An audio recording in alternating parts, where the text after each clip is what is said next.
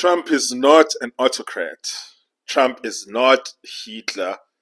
Republicans are not Nazis or fascists. That's according to Democratic United States Senator of the great state of Pennsylvania, John Fetterman, who in an interview with fake news CNN, he lambasted his party for all of these ways that they're describing their political enemies, saying you need to stop calling them these historical figures, stop comparing people to Hitler.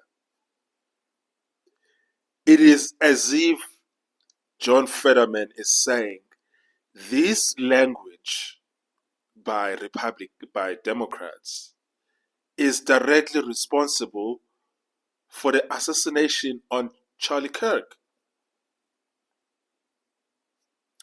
I believe that's the case.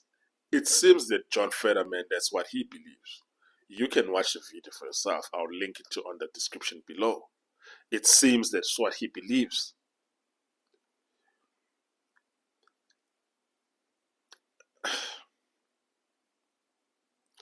Let me talk about why Democrats call Republicans fascists, Nazis, and Trump an autocrat, and Hitler, and he wants to be a king. What I've realized with Democrats is that they argue like women. Yeah. I'm sorry to use that sort of description for women who watch this channel, but if this description does not apply to you, but I've lived long enough and I've seen things that people who argue like this more often than not are women. What do I mean by that? I mean to say that what really tends to happen when you are in a dispute with a woman or in a disagreement with a woman, they don't argue the merits or the substance of your argument, but what they tend to do is they use pejoratives and they use ad hominem attacks and ad hominem arguments in order to shame you into silence. That has been something that has been consistent in my experience with women and has been consistent in experience with other men, to the point where that this is one of the reasons, for instance, why men don't want to argue with women, because you end up being tied up in knots about things that you didn't say or things that you didn't do. And often it is intended to shame you into submission. That's really what it's often intended to. It's not an honest argument that is meant to say you are really this thing or you are really that thing or you really said that thing. It's often intended to shame you into submitting or shaming you into silence. And what I've seen with Democrats is that they use the same kind of tactic. They are not trying to resolve our differences. They are not even trying to get to the bottom of saying, okay, you are right on this, you are not right on this, or let's agree to disagree. But instead, what Democrats want to do is to shame you into silence. That is what they are interested in doing. That is why they are using this hyperbole. That is why they are using all these wild accusations that you are Hitler, you are fascists, you are Nazis. But the problem with this language is that I was just watching a video actually of yesterday of how in New York City, Brandon Struck, you can go Google him, Brandon Struck and the Walk Away movement are holding town halls in New York City opposing the election of this communist who is running for mayor in New York.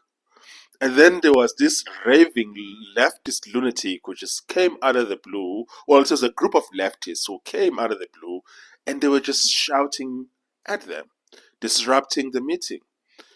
And one of the things that they repeatedly kept saying was calling them fascist, fascist, fascist.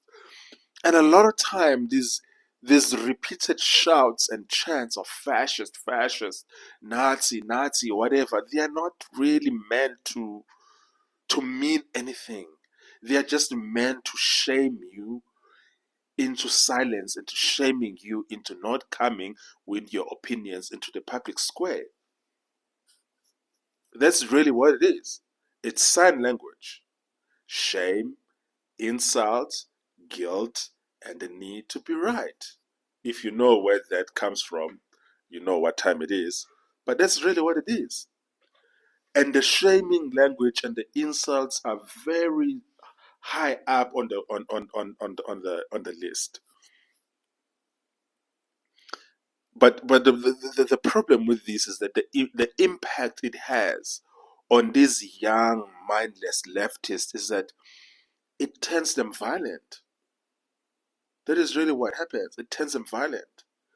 When you have been repeatedly telling people, especially these young college age kids, that Republicans are fascist and Nazis, they will become violent.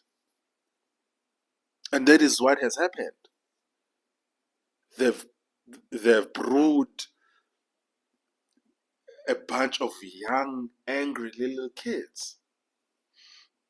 But I'm glad that at least one Democratic national leader has come out to say, no, Trump is not an autocrat.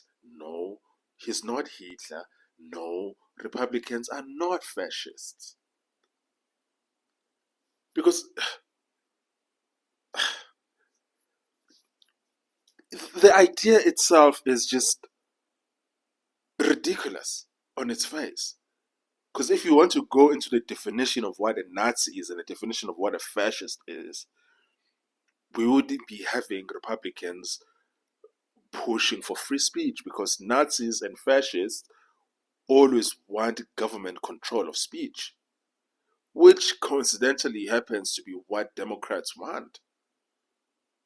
Do you remember the Ministry of Truth that Joe Biden started when he became president? That is actually what fascism is.